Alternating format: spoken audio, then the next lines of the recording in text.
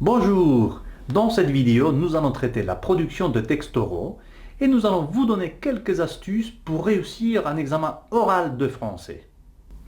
La différence entre l'oral et l'écrit, c'est l'immédiateté, l'instantanéité.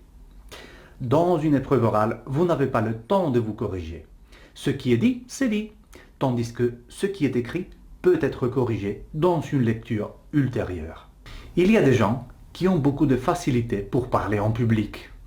Mais cela ne veut pas dire que les autres gens ne puissent pas le faire. Cela implique simplement qu'il faudra le préparer un peu plus. Il ne faut pas avoir peur ou honte de se tromper. Se tromper, c'est la seule manière d'améliorer ses habiletés. Vous devrez préparer des discours oraux dans les situations suivantes. Chez vous, en toute tranquillité et sans limite de temps, dans la salle de classe, dans le cadre d'une tâche ou d'un projet organisé par le professeur que vous devrez faire seul ou en équipe, en situation d'examen. Dans tous les cas, vous devrez produire votre texte devant vos collègues ou devant les professeurs correcteurs. Et vous ne pourrez pas lire. Par conséquent, rédiger votre discours ne servira à rien.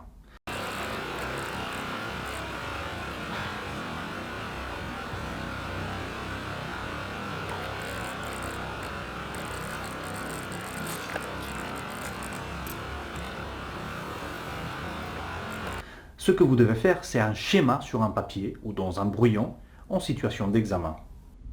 Vous pourrez utiliser le schéma de la même manière que pour le texte écrit, pour planifier votre discours, pour y noter les idées que vous voulez traiter, pour écrire les mots-clés ou pour noter les mots et les expressions que vous voulez utiliser. Le péché capital, rédiger le texte dans le brouillon. Vous ne pouvez pas lire, attention. La différence, c'est que, au lieu de rédiger un texte écrit à partir de ces notes, vous devrez produire un discours oral que vous ne pourrez pas réviser ni corriger avant de le rendre au professeur.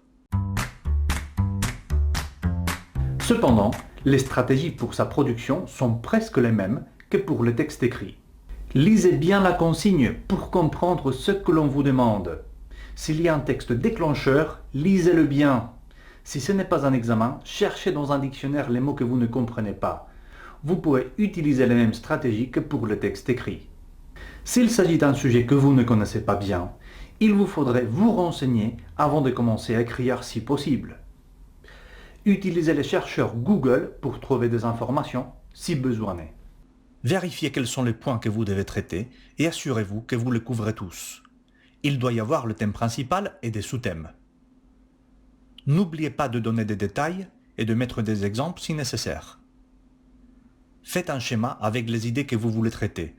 Il doit y avoir une introduction, un développement et une conclusion. En général, chaque idée devrait être connectée à la suivante par un connecteur approprié.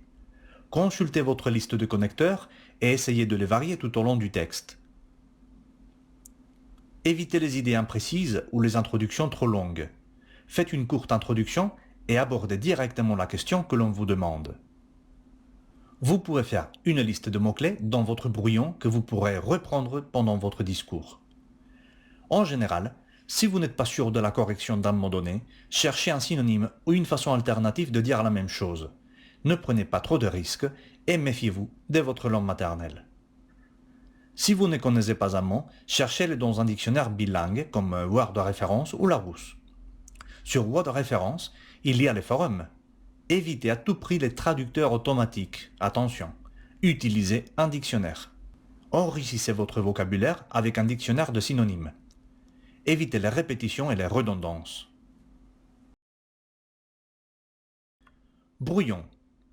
Faites une petite liste de ressources linguistiques à introduire dans votre texte. Par exemple, un dicton, un proverbe, une tournure que vous aimez particulièrement, un pronom i ou en, un subjonctif, quoi que ce soit. Vous pouvez mémoriser votre petite liste et la transférer vers votre brouillon pour l'utiliser pendant le développement de votre texte. Vérifiez le temps dont vous disposez. Dites bonjour à votre public et présentez-vous avant de commencer à parler. Évitez d'expliquer à l'avance de quoi vous allez parler. Abordez le sujet directement. S'il s'agit d'une conversation, dites bonjour à votre interlocuteur. Regardez le schéma pour vous orienter exclusivement ou pour consulter les mots-clés et les expressions que vous y avez préparés. Regardez vos interlocuteurs dans les yeux.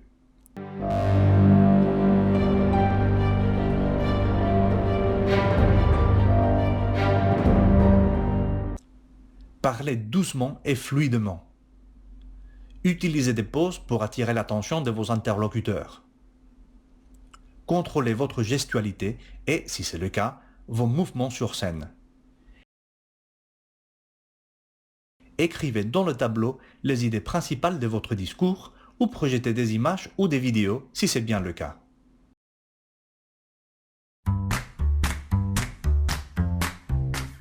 Comment entraîner et améliorer votre expression orale? Voici quelques conseils que nous vous donnons. Entraînez les discours sur le papier. Enregistrez une vidéo ou enregistrez vos présentations pendant le cours de français pour les regarder plus calmement chez vous et identifier les erreurs. Utilisez un carnet de fautes, une rubrique ou une liste de vérification. Répétez votre discours devant le miroir. Cherchez un correspondant francophone par Skype. Participez aux réseaux sociaux. Créez votre propre chaîne YouTube ou votre podcast en français sur un thème qui vous intéresse. Et voilà, vous avez du boulot, hein? Nous espérons que vous aurez aimé notre vidéo. Maintenant, c'est à vous de pratiquer. Amusez-vous bien et à la prochaine!